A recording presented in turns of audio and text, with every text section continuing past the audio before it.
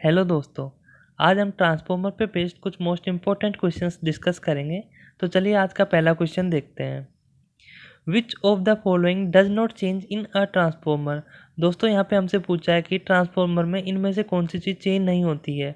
दोस्तों जो करंट और वोल्टेज आपको ऑप्शन ए एंड बी में दिया हुआ है, उनको तो ट्रांसफॉर्मर क्या करता है, स्टेप अप करता है या डाउन करता है, यानी कि जो इनका लेवल होता है उसको या तो इंक्रीज कर देगा या डिक्रीज कर देगा। तो ये दोनों चीज़ें जो हैं ये तो क्या हो रही हैं, आपकी ट्रांसफार्मर में चेंज होती हैं। और जो ऑप्शन सी आपको फ्रीक्वेंसी दिया हुआ है दोस्तों, ये क्या रहती है, आपकी कांस्टेंट रहती है हमेशा। तो इसलिए हम क्या करते हैं, ट्रांसफार्मर को एक कांस्टेंट मशीन भी कहते हैं। कांस्टेंट मशीन है जो भी कि क्या करती है, पावर को ट्रांसफर करती है प्राइमरी से सेकेंडरी में।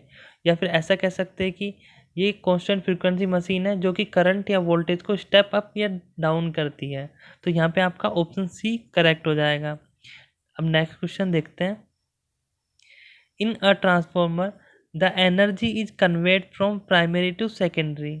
ऑप्शंस है through cooling coil, through air, by the flux and none of the above. दोस्तों यहाँ पे हमसे पूछ रहे हैं कि जो एनर्जी का ट्रांसफ़र होता है प्राइमरी से सेकेंडरी में वो किसके थ्रू होता है।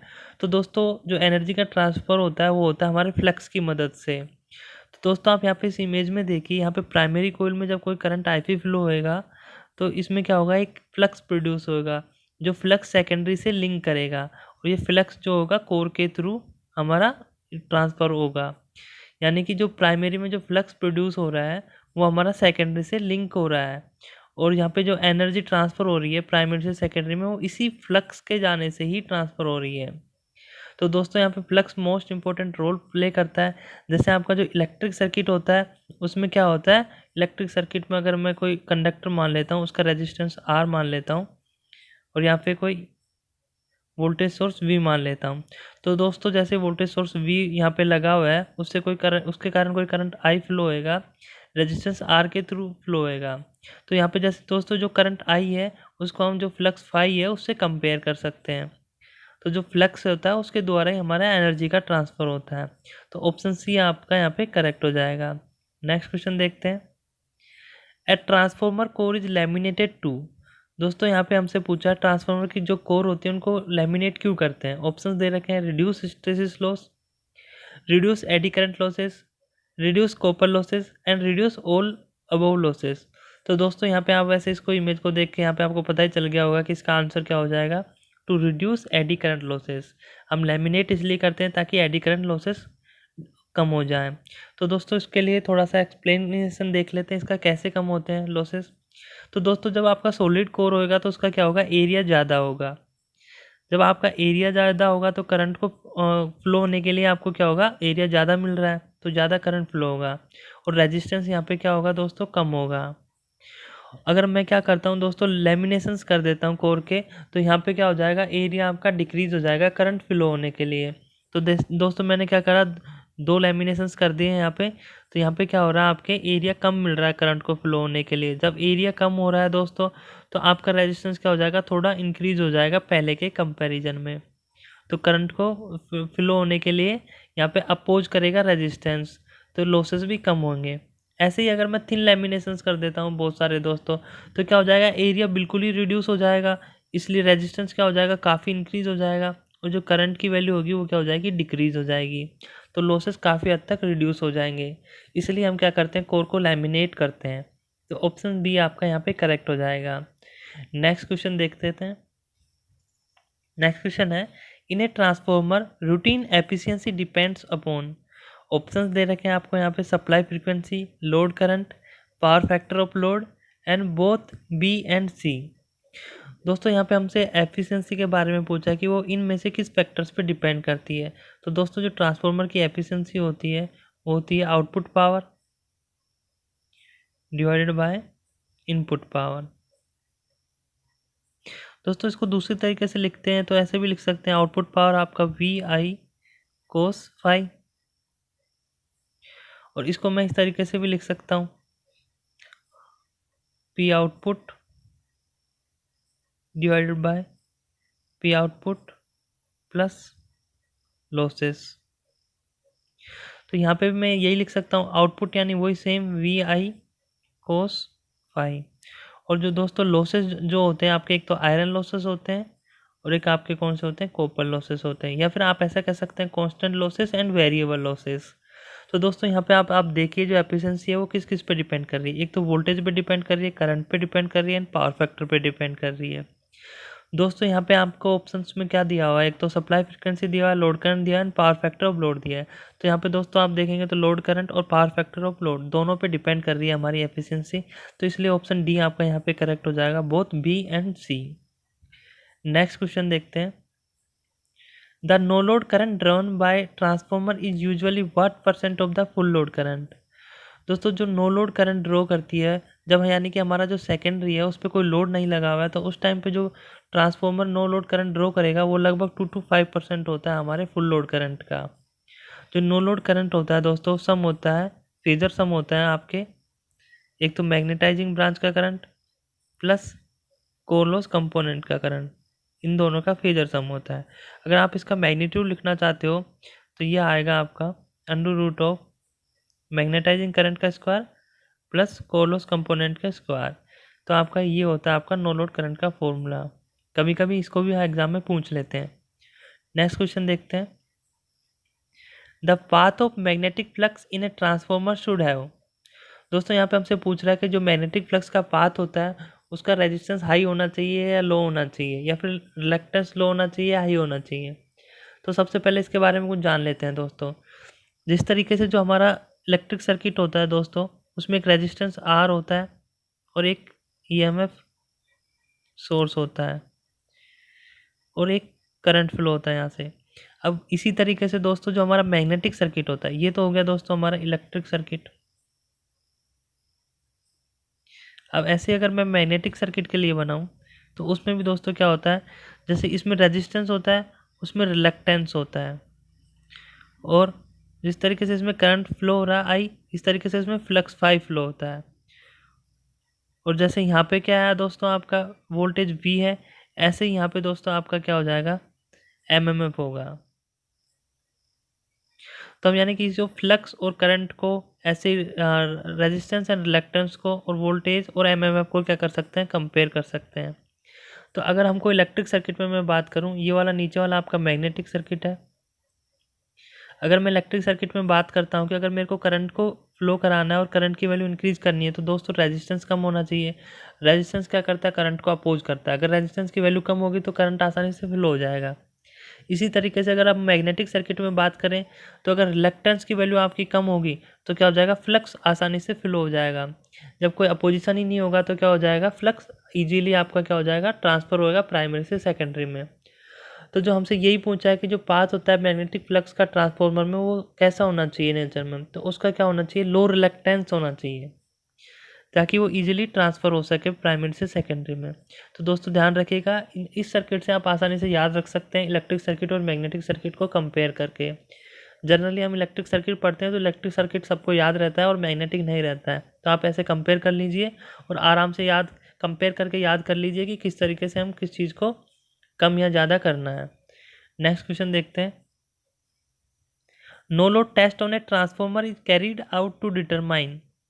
ऑप्शंस है copper loss, magnetizing current and loss, efficiency of the transformer. दोस्तों यहाँ पे हमसे पूछा है नो लोड टेस्ट के बारे में। दोस्तों जो नो लोड टेस्ट होता है दोस्तों, उसमें क्या करते हैं हम, हाई वोल्टेज साइड जो वाइंडिंग होती है, हाई वोल्टेज साइड को तो क्या कर देते हैं दोस्तों, ओपन सर्किट कर देते हैं, और जो लो वोल्टेज वाइंडिंग होती है उस साइड में हम क्या करते हैं, इक्विपमेंट्स को लगा देते हैं, जैसे वोल्ट मीटर एंड एमीटर। फिर यहाँ से हम रीडिंग्स नोट कर लेते हैं।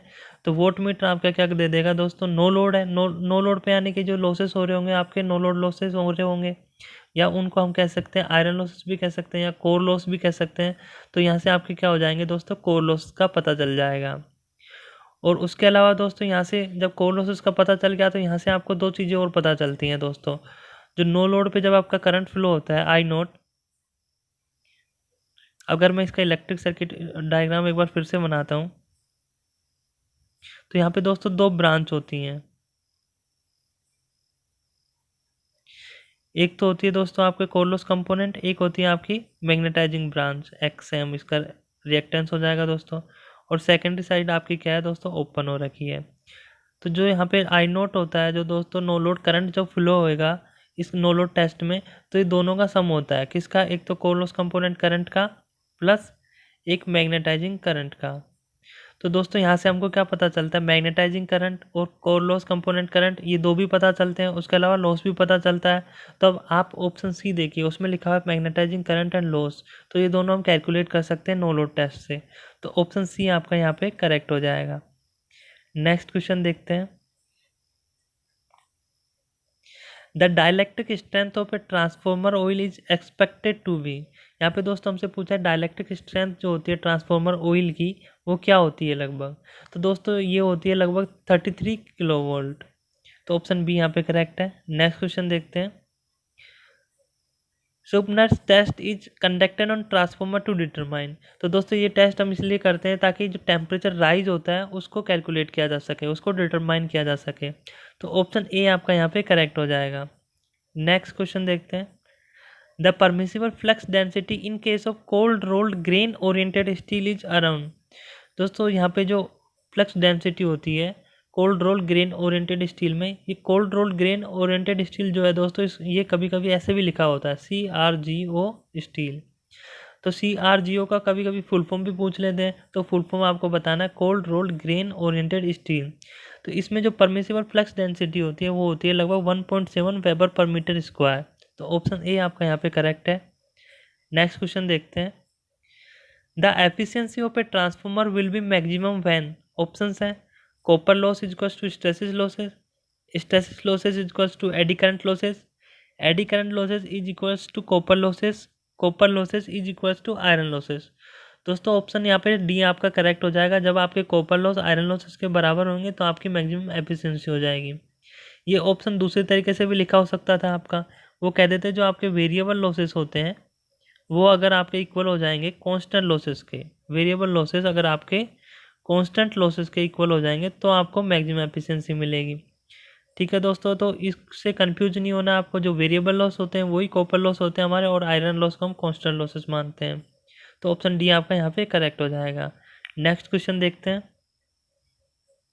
No load current in a transformer, options हैं lags behind the voltage about 75 degree, leads the voltage by about 75 degree, lags behind the voltage by about 15 degree and leads the voltage by about 15 degree।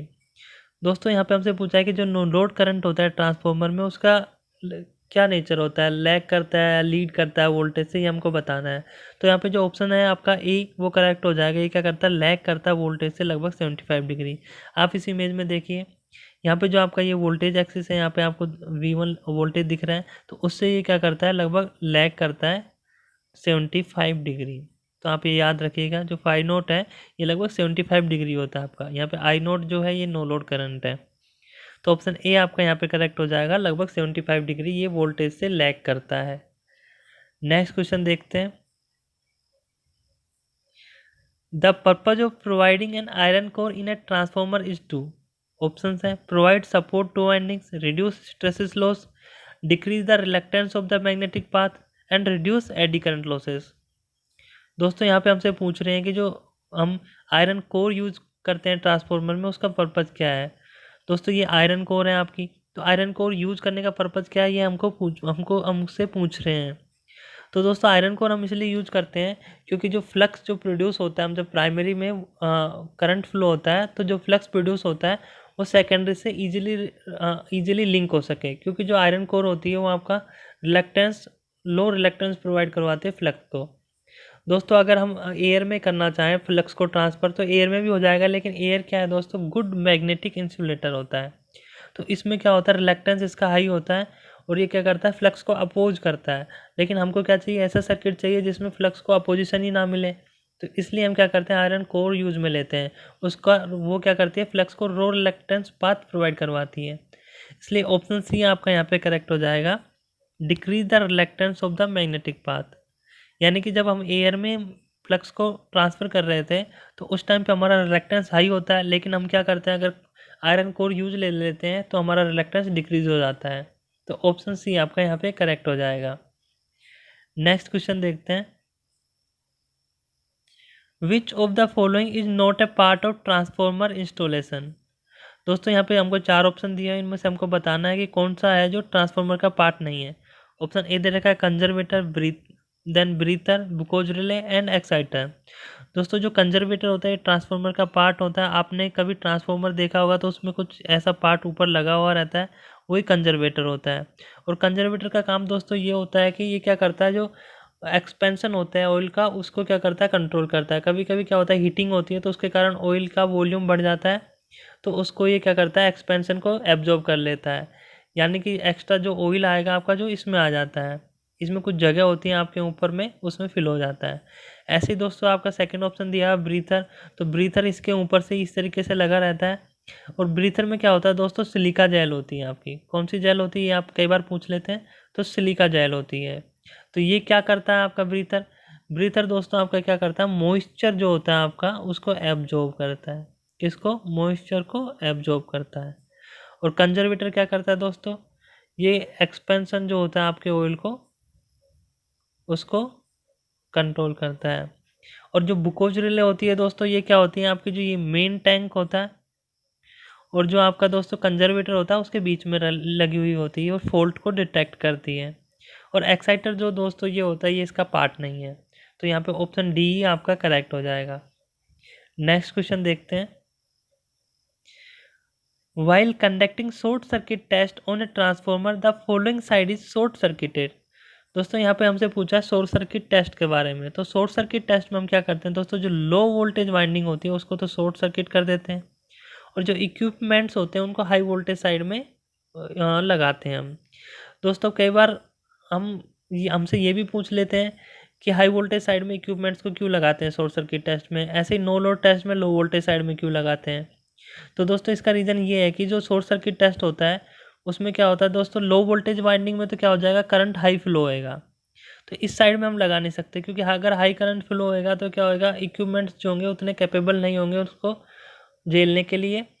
तो हमको क्या चाहिए कि लो current में ही हमारा काम चल जाए। तो अगर हाई वोल्टेज साइड में हम अगर इक्विपमेंट्स लगाएंगे तो हमको कोई भी प्रॉब्लम नहीं होगी, इक्विपमेंट्स भी डैमेज नहीं होंगे, हमको लो करंट में आसानी से काम चल जाएगा। इसलिए हाई वोल्टेज साइड में हम इक्विपमेंट्स लगाते हैं और लो वोल्टेज साइड को शॉर्ट सर्किट करते हैं। तो ऑप्शन आपके इस क्वेश्चन का ऑप्शन आपका करेक्ट हो जाएगा, low voltage side, option B. Next question देखते हैं। In the transformer following winding has got more cross sectional area. Option है low voltage winding, high voltage winding, primary winding and secondary winding. दोस्तों यहाँ पे primary और secondary का कोई role नहीं है। प्राइमरी लो वोल्टेज भी हो सकती है या हाई वोल्टेज भी हो सकती है, ऐसे ही सेकेंडरी हाई वोल्टेज या लो वोल्टेज कुछ भी हो सकती है। दोस्तों क्रॉस सेक्शनल एरिया जो आपका है ये डिपेंड करता है आपका करंट फ्लो पे, कि करंट कितना फ्लो हो रहा है। दोस्तों जो करंट है आपका रेजिस्टेंस के इन्वर्सली प्रोपोर्शनल होता है। यानी कि अगर आपका रेजिस्टेंस कम होगा तो क्या हो जाएगा, करंट ज़्यादा फ्लो होएगा। अगर अगर आपका करंट ज़्यादा फ्लो हो रहा है, अच्छा दूसरी तरीके से समझते हैं दोस्तों इसको, उसके अलावा जो रेजिस्टेंस होता है वो भी आपका एरिया के इन्वर्सली प्रोपोर्शनल होता है। यानी कि हमको यहाँ पे क्वेश्चन में पूछा है कि जो ज़्यादा क्रॉस सेक्शनल एरिया वो किसका होगा, किस वोल्टेज वाइंडिंग का होगा, लो वोल्टेज का या हाई वोल्टेज का। तो दोस्तों देखिए, अगर हमको एरिया ज़्यादा बताना है तो यानी कि रेजिस्टेंस उसका कम होना चाहिए। अगर रेजिस्टेंस कम हो रहा है यानी कि करंट उससे ज़्यादा फ्लो हो रहा होगा। अब हमको देखना है कि कौन सी ऐसी वाइंडिंग है जिससे करंट ज़्यादा फ्लो हो रहा है। अगर हमको ये पता चल जाता है कि इस वाइंडिंग से करंट ज़्यादा फ्लो हो रहा है, तो अब यानी कि हम कह सकते हैं कि उस जिस वाइंडिंग से करंट ज़्यादा फ्लो हो रहा है उसका रेजिस्टेंस कम होगा। अगर रेजिस्टेंस कम होगा तो उसका एरिया ज़्यादा होगा, और हमको यही तो बताना है कि एरिया किसका ज़्यादा है। तो दोस्तों यहाँ पे जो लो वोल्टेज वाइंडिंग और हाई वोल्टेज वाइंडिंग दो ऑप्शन दिए हुए हैं। अगर हम लो वोल्टेज वाइंडिंग की बात करें तो दोस्तों अपने एक टर्न्स रेशो बढ़ा होगा N1/N2 equals to V1/V2 equals to I2/I1। ये आपने ट्रांसफार्मर में पढ़ा होगा। तो दोस्तों यहाँ पे वोल्टेज ज़्यादा हाई होता है, वोल्टेज अगर हाई होगा तो आपका करंट कम होगा। अगर आपका वोल्टेज इस वाइंडिंग में हाई है तो उसमें क्या होगा, आपका करंट कम होगा। और ऐसे ही आपका क्या होगा, अगर वोल्टेज कम है तो करंट क्या होगा, हाई होगा। ये दो पॉसिबिलिटीज़ होंगी। तो दोस्तों हमको क्या बताना है, मोर क्रॉस सेक्शनल एरिया। अब मोर क्रॉस सेक्शनल एरिया के बारे में कब पता चलेगा, जब उसमें से करंट ज़्यादा फ्लो होगा। अब देखिए करंट किस में से ज़्यादा फ्लो हो रहा है, लो वोल्टेज वाइंडिंग में से। तो ऑप्शन ए आपका यहाँ पे करेक्ट हो जाएगा, लो वोल्टेज वाइंडिंग। एक बार इसको वापस से देख लेते हैं, आप लोग कन्फ्यूज हो गए होंगे। हमको यहाँ पे पूछा मोर क्रॉस सेक्शनल एरिया किस में होगा।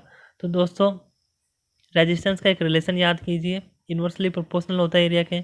हमको एरिया ज़्यादा बताना है, ये कब बता पाएंगे, जब रेजिस्टेंस कम होगा जिस वाइंडिंग का।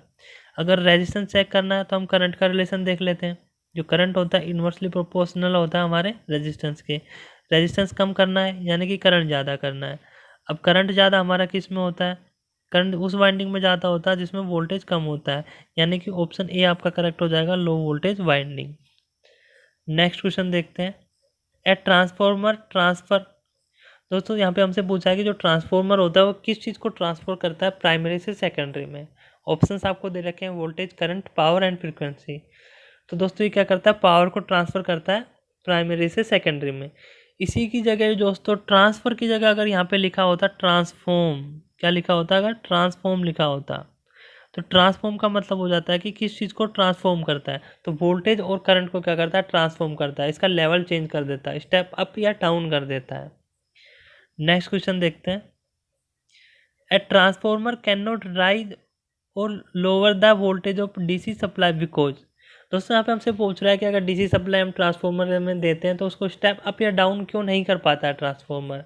तो इसका ऑप्शन दोस्तों ऑप्शन सी में दिया हुआ है, सी ऑप्शन आपको दिया हुआ है दोस्तों। Faraday's law of electromagnetic induction are not valid since the rate of change of flux is zero. इसका मतलब ये है कि दोस्तों जब हम डीसी से कनेक्ट करते हैं ट्रांसफॉर्मर को तो डीसी में क्या होता है दोस्तों, ये कांस्टेंट होता है, तो इसमें करंट भी हमारा कांस्टेंट होगा। अब जब करंट कांस्टेंट है तो दोस्तों क्या हो जाएगा, हमारा rate of change of flux तो हो ही नहीं रहा, करंट के कारण जो फ्लक्स प्रोड्यूस होगा डीसी के केस में वो भी कांस्टेंट होगा। और हमको क्या चाहिए, वेरिएबल फ्लक्स चाहिए, कांस्टेंट फ्लक्स चाहिए ही नहीं। अब जब हमारा फ्लक्स ही कांस्टेंट हो गया है तो हमारे फेराडे लॉ तो यहाँ पे वैलिड ही नहीं रहा। फेराडे लॉ कहता है कि फ्लक्स का चेंज होना जरूरी है ईएमएफ इंड्यूस होने के लिए। आपने ये एक इक्वेशन भी पढ़ी होगी, E equals to D phi by D T. यहाँ पे डी फाई किसको रिप्रेजेंट कर रहा है, ये फ्लक्स के चेंज को ही रिप्रेजेंट कर रहा है। तो ऑप्शन सी आपके यहाँ पे करेक्ट हो जाएगा। नेक्स्ट क्वेश्चन देखते हैं। Primary winding of a transformer, option है is always a low voltage winding, is always a higher voltage winding, could either be a low voltage और higher voltage winding and none of the above. दोस्तों अभी मैंने पहले एक question में भी बताया था कि किस वाइंडिंग को लो वोल्टेज या हाई वोल्टेज होना है, ये डिपेंड नहीं करता है प्राइमरी या सेकेंडरी पे। प्राइमरी जो है वो हाई वोल्टेज भी हो सकती है, लो वोल्टेज भी हो सकती है, ऐसे जो सेकेंडरी है वो लो वोल्टेज भी हो सकती है, हाई वोल्टेज भी हो सकती है। तो ऑप्शन सी आपका यहाँ पे करेक्ट हो जाएगा, either be a low voltage और हाई वोल्टेज वाइंडिंग। दोस्तों इसको एक बार और देख लेते हैं। इसको हम अगर प्राइमरी वाइंडिंग कहते हैं दोस्तों और इसको हम सेकेंडरी वाइंडिंग कहते हैं, तो दोस्तों हम इसमें तो किसी भी तरीके से कनेक्शन कर सकते हैं ना। हम कह सकते हैं कि इधर 400 kV है और दूसरी साइड में हमारा 220 kV है, कुछ भी कह सकते हैं हम, या फिर उल्टा भी कर सकते हैं, इधर 220 kV है, इधर 400 kV है, कुछ भी कर सकते हैं। इसलिए ये या तो लो वोल्टेज या हाई वोल्टेज कुछ भी हो सकता है। तो ऑप्शन सी आपका यहाँ पे करेक्ट हो जाएगा। नेक्स्ट क्वेश्चन है, which winding in a transformer has more number of turns. Option है low voltage winding, high voltage winding, primary winding, secondary winding. दोस्तों यहाँ पे हमसे पूछा है कि कौन सी वाइंडिंग जो होती है उसमें क्या होते हैं, नंबर ऑफ टर्न्स ज़्यादा होते हैं। तो दोस्तों जो हाई वोल्टेज वाइंडिंग आपकी होती है उसमें जो टर्न्स होते हैं वो ज़्यादा होते हैं। ये अभी मैंने पहले भी एक क्वेश्चन में बताया था कि जो टर्न्स रेशो आपने पढ़ा होगा ये होते हैं V1/V2 के इक्वल, यानी कि जिसमें आपके टर्न्स रेशो ज़्यादा होंगे उसमें वोल्टेज भी ज़्यादा होगा। तो आपके टर्न्स रेशो और वोल्टेज प्रोपोर्शनल होते हैं वोल्टेज के। तो दोस्तों हाई वोल्टेज वाइंडिंग आपकी क्या होगी, उसमें नंबर ऑफ टर्न्स ज़्यादा होंगे। नेक्स्ट क्वेश्चन देखते हैं।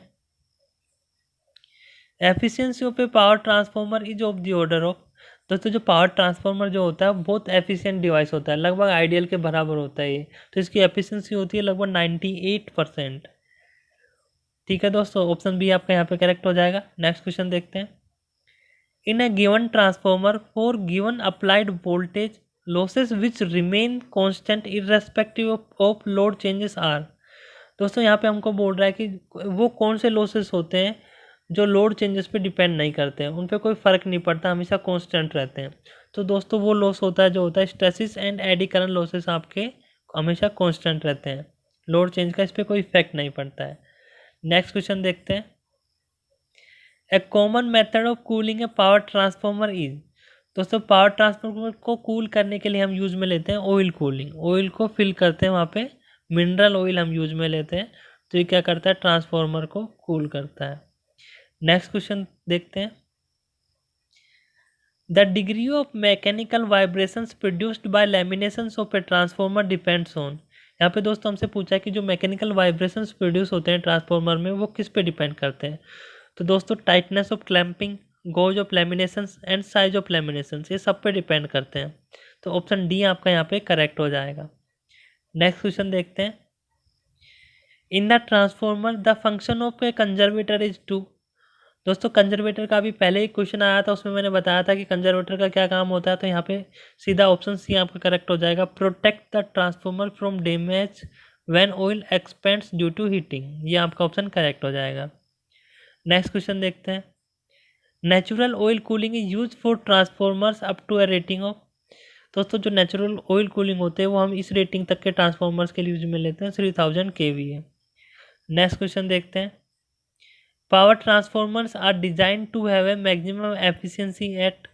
दोस्तों पावर ट्रांसफार्मर को हम इस तरीके से डिज़ाइन करते हैं कि जो उनकी मैक्सिमम एफिशिएंसी होती है वो लगभग फुल लोड पे मैक्सिमम एफिशिएंसी हमको मिले।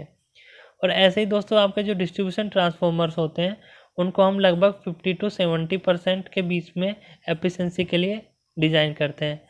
क्योंकि जो दोस्तों जो पावर ट्रांसफार्मर्स होते हैं वो तो हमेशा आपके लोड से कनेक्टेड रहते हैं फुल, यानी कि लोड वो तो हमेशा ऑन रहेंगे ही रहेंगे ट्रांसफार्मर।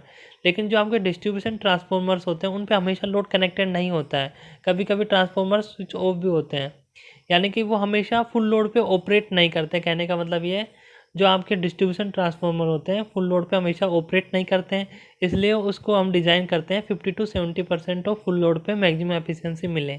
लेकिन जो पावर ट्रांसफार्मर्स होते हैं वो 24 आवर्स आपके ऑपरेट करते हैं फुल लोड पे, इसलिए हम उनको एफिशिएंसी को इस तरीके से डिज़ाइन करते हैं कि एफिशिएंसी हमको फुल लोड पे मिले। तो यहाँ पे आपका ऑप्शन ए करेक्ट हो जाएगा। नेक्स्ट क्वेश्चन देखते हैं। The maximum efficiency of A distribution transformer is, अभी बताया था दोस्तों मैंने, ये लगभग 50 से 70% के बीच में होती है। तो यहाँ पे नियर बाय ऑप्शन आपका है option A 50% of full load, तो ये आपका करेक्ट हो जाएगा। नेक्स्ट क्वेश्चन दोस्तों इस क्वेश्चन का आंसर आपको कमेंट बॉक्स में देना है। क्वेश्चन है transformer breaks in when, options है load on it increases, load on it decreases, load remains constant and none of the above. दोस्तों जो भी आपको इसका आंसर सही लगे आप कमेंट कीजिए कमेंट बॉक्स में। एंड दोस्तों अगर आपको वीडियो अच्छा लगा हो तो प्लीज़ सब्सक्राइब जरूर कीजिए। Thank you.